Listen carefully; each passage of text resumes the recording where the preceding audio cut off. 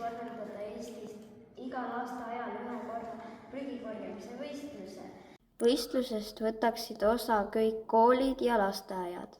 Eesmärgiks on saada loodusprügist puhtamaks.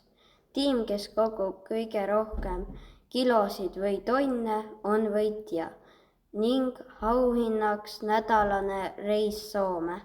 Võiksime teha ka üle-eestilise istutuspäeva, kus iga inimene istutab ühe taime.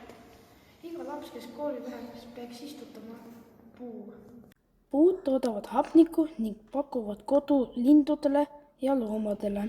Lapsed tunnevad, et teevad midagi päriselt kasulikku. Meil võiks olla ka õhupuhastusjaamad. Need siin on päikesepaneelid. Siit tuleb õhk sisse. Siin seina taga on õhufiltrid ja siit väljub puhas õhk. Ka lennukid võiksid lennata päikesepatareil jõul. Et loodus mitte reostada, peaksime käima rohkem jalgsi.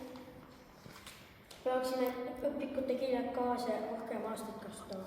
Beebidele võiks toota biolagunenud pamperseid. Kuidas sa seal on nii kaua maha? Õnneks ootab majas meil lennukauto, mis lendab kooli ilma kütuseta, sest ta töötab veega. Ei mingit häid gaase, ta liigub kiirusega 200 km tunnis. Sõidukil on propeller tagasas ning 2 tiiba. Tehisintellektiga arvuti võimaldab tal iseseisvalt sõita.